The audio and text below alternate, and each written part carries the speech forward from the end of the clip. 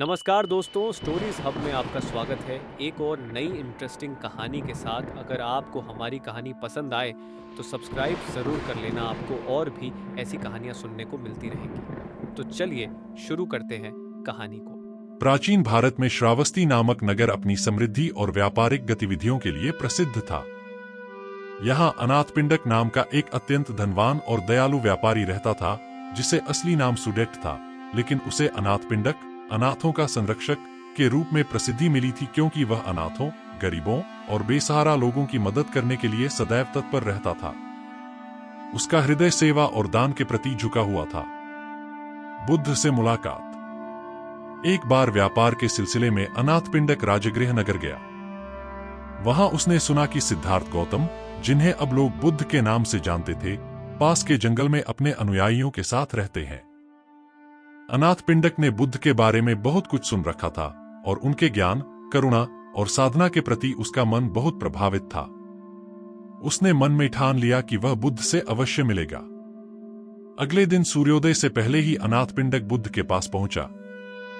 जब उसने बुद्ध को देखा तो उनका शांत और ध्यानमग्न चेहरा देखकर उसकी आत्मा में अजीब सी शांति उत्पन्न हुई। उसने बुद्ध को प्रणाम किया और उनके प्रवचन सुनने के लिए बैठ गया।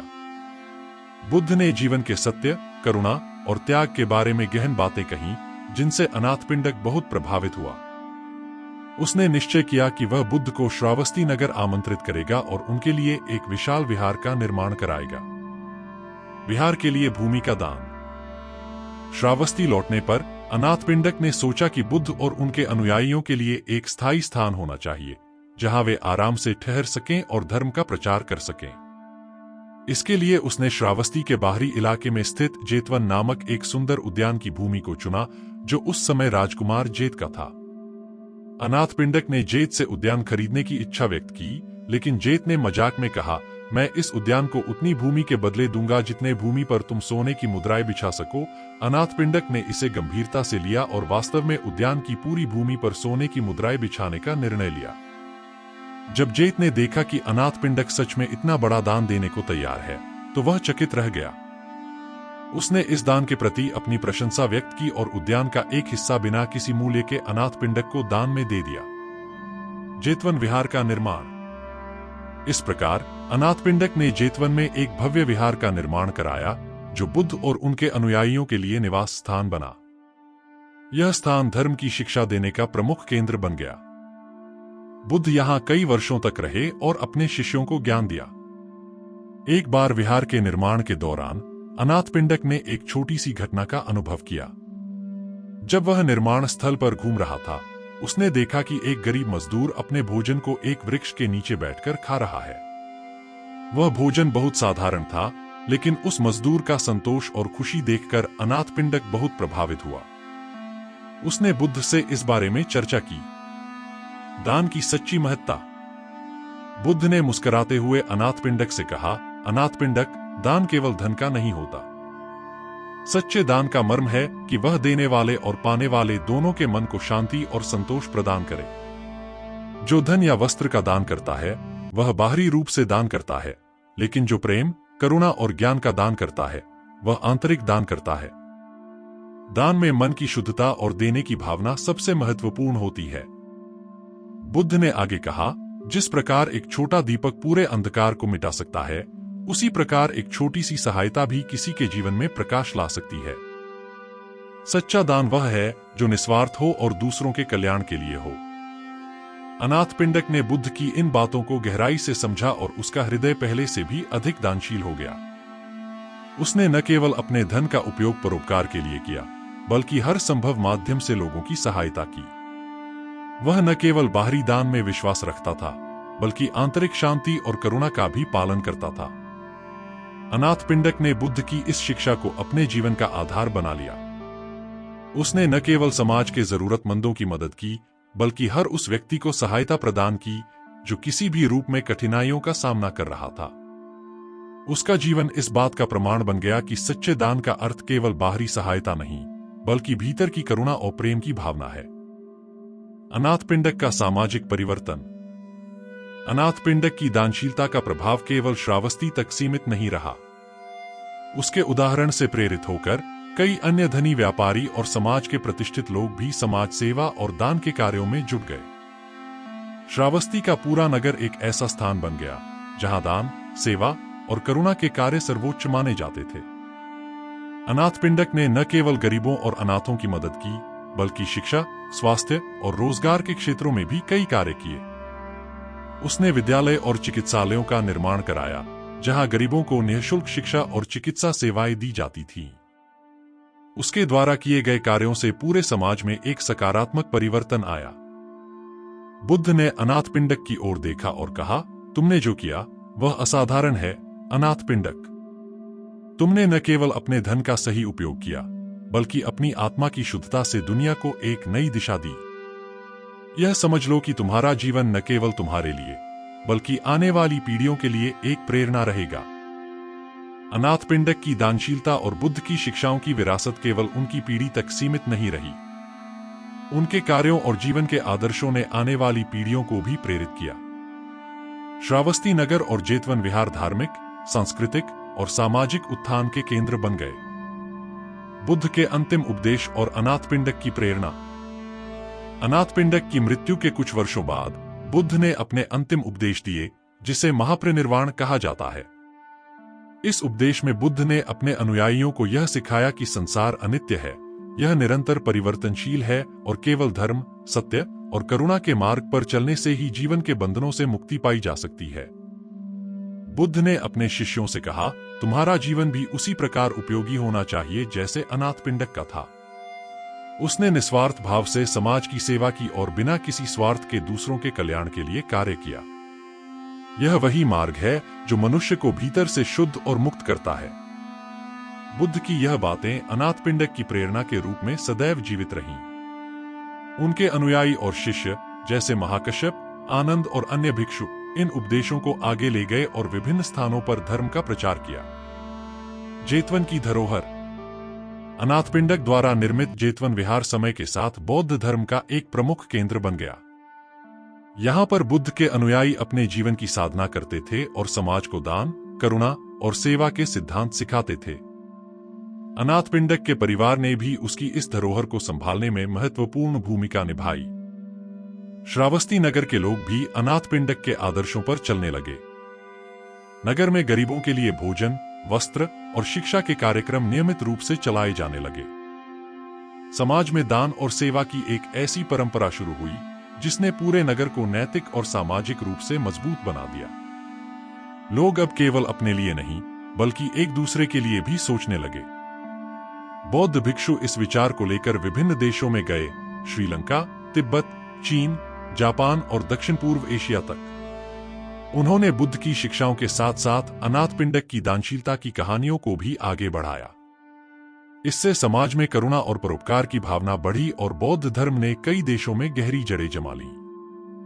अनाथपिंडक की शिक्षाओं का समाज पर प्रभाव। अनाथपिंडक की मृत्यु के बाद भी उनकी दानशीलता और करुणा के कार्यों का समाज पर गहरा प्रभाव पड़ा। उनका जीवन एक मिसाल बन गया और लोग उसकी शिक्षाओं का पालन करने लगे। श्रावस्ती में उनके कार्यों ने समाज को एकजुट किया और सभी जातियों, वर्गों और समुदायों के लोग आपस में सहयोग करने लगे। अनाथपिंडक की शिक्षाओं का सबसे बड़ा प्रभाव यह हुआ कि समाज में सेवा और परोपकार को महत्व दिया जाने लगा। लोग अब अपने पास जो भी साधन थे, उन्हें दूसरों की भलाई के लिए इस्तेमाल करने लगे। एक नई सामाजिक संरचना का उदय हुआ, जिसमें लोग एक दूसरे की सहायता करने में गर्व महसूस करने लगे।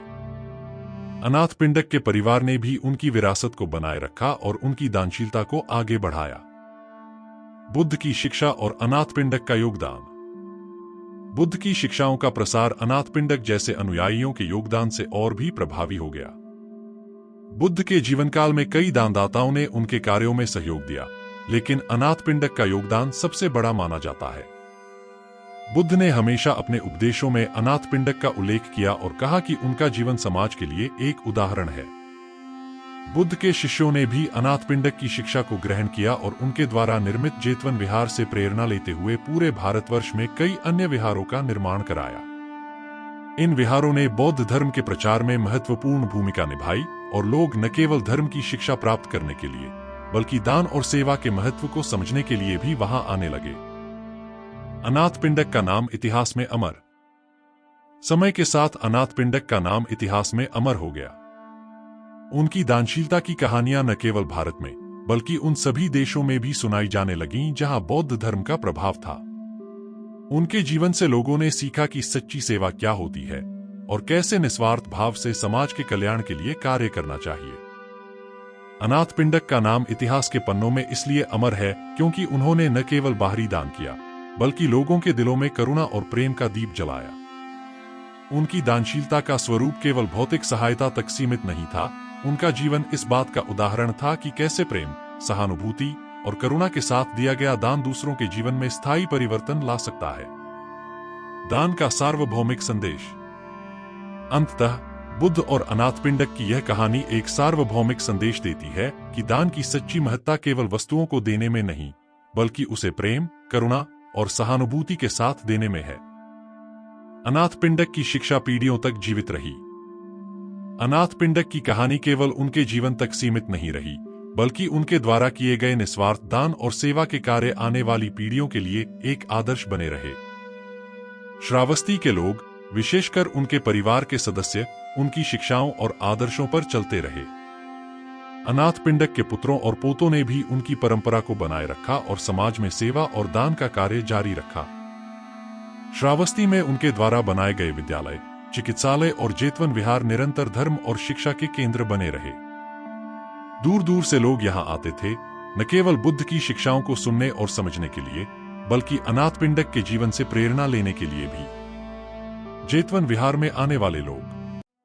जेतवन विहार न केवल बौद्ध भिक्षुओं और विद्वानों के लिए बल्कि साधारण लोगों के लिए भी एक पवित्र स्थान बन गया था। यहां आने वाले लोग बुद्ध के उपदेशों का अनुसरण करते और अनाथपिंडक की उदारता की कहानियों से प्रेरित होते थे। वे इस बात को समझते थे कि सच्चा धर्म केवल ध्यान और साधना तक सीमित नहीं है बल्कि उसमें सेवा, परोपकार और करुणा का भी गहरा स्थान है। कई लोग अपनी समस्याओं के समाधान के लिए यहाँ आते थे और दान की शक्ति को समझते थे। वे यह जानने के लिए उत्सुक रहते थे कि कैसे अनाथपिंडक ने अपनी संपत्ति को केवल अपने लिए नहीं बल्कि समाज के कल्याण के लिए इस्तेमाल किया। जेतवन विहार में हर आगंतुक को यह सिखाया जाता था कि सेवा और परोपकार का कोई अंत नहीं होता और यही जीवन का सबसे बड़ा धर्म है। समाज में एक नई सोच का उदय। अनाथपिंडक के जीवन ने पूरे समाज में एक नई सोच का संचार किया। लोग अब यह समझने लगे थे कि सच्चा सुख केवल भौतिक सुख सुविधाओं में नहीं है बल्कि दूसरों की मदद करके आत्मिक संतोष प्राप्त करने में है। उन्होंने यह भी समझा कि दान का वास्तविक अर्थ केवल धन का दान करना नहीं है, यह समय, प्रयास और प्रेम का भी दान हो सकता है। यह सोच न केवल श्रावस्ती तक सीमित रही बल्कि अन्य नगरों और राज्यों में भी फैल गई। धनी व्यापारी, राजकुमार और साधारण लोग भी समाज की सेवा में जुट गए। उन्होंने अनाथपिंडक की तरह अपने संसाधनों का सही उपयोग किया और अपने समाज को समृद्ध बनाया। दान अब केवल एक कर्तव्य नहीं था बल्कि यह जीवन का एक आवश्यक हिस्सा बन गया था जो समाज को जोड़ता और उसे मजबूत करता था। अनाथपिंडक की शिक्षा का वैश्विक प्रभाव। अनाथपिंडक की दानशीलता की कहानी भारत की सीमाओं से परे जाकर अन्य देशों में भी प्रेरणा का स्रोत बनी। बुद्ध की शिक्षाओं के साथ साथ अनाथपिंडक की कहानियां बौद्ध धर्म के अनुयायियों के साथ पूरे एशिया में फैल गईं। चीन, जापान, कोरिया, तिब्बत और दक्षिण पूर्व एशिया के देशों में अनाथपिंडक के जीवन और उनके द्वारा किए गए महान कार्यों का उल्लेख धर्म ग्रंथों में किया गया। वहां के लोग भी इस बात से प्रभावित हुए कि कैसे एक व्यक्ति ने अपने जीवन को समाज की सेवा और दान के लिए समर्पित कर दिया। अनाथपिंडक का जीवन उन सभी के लिए एक आदर्श बन गया जो समाज के प्रति अपनी जिम्मेदारियों को समझते थे और अपनी संपत्ति और समय का उपयोग समाज के हित में करना चाहते थे। यह वैश्विक प्रभाव अनाथपिंडक की उदारता की महत्ता को और भी गहरा बना गया। अनाथपिंडक की कथा का अंतर्निहित संदेश। अनाथपिंडक की कथा हमें यह सिखाती है कि सच्चा दान केवल भौतिक वस्त्रों, धन या संपत्ति का नहीं होता बल्कि वह प्रेम, करुणा और सहानुभूति का होता है। जब हम दूसरों की सहायता करते हैं तो हम अपने भीतर के अंधकार को दूर करते हैं और अपने जीवन को सार्थक बनाते हैं। अनाथपिंडक ने जो किया वह न केवल अपने समय के लिए अद्वितीय था बल्कि यह आज भी उतना ही प्रासंगिक है। उनकी कहानी इस बात की याद दिलाती है कि समाज में परिवर्तन लाने के लिए केवल बड़े कार्यों की आवश्यकता नहीं होती, बल्कि छोटे छोटे निस्वार्थ कर्म भी एक बड़ी लहर पैदा कर सकते हैं। अनाथपिंडक ने हमें सिखाया कि जब दान प्रेम से प्रेरित होता है तो वह दाता और प्राप्तकर्ता दोनों के जीवन को बदल देता है। उपसंहार। अनाथपिंडक की यह अमर कथा हमें प्रेरित करती है कि हम भी अपने जीवन में सेवा, करुणा और परोपकार को प्राथमिकता दें। उनका जीवन इस बात का प्रमाण है कि निस्वार्थ दान केवल दूसरों के जीवन को संवारता नहीं, बल्कि हमारे अपने जीवन को भी समृद्ध करता है। दान की सच्ची महत्ता इस बात में है कि हम अपने संसाधनों, समय और प्रयासों को समाज की भलाई में लगाए, निस्वार्थ भाव से, बिना किसी अपेक्षा के। यही वह पाठ है जो अनाथपिंडक ने हमें अपने जीवन से सिखाया, और यही वह पाठ है जिसे हम अपने जीवन में उतार सकते हैं। इस प्रकार बुद्ध और अनाथपिंडक दान की सच्ची महत्ता की यह कथा सदियों से हमारे समाज के लिए एक प्रेरणा स्रोत रही है, और यह भविष्य की पीढ़ियों के लिए भी मार्गदर्शक बनी रहेगी।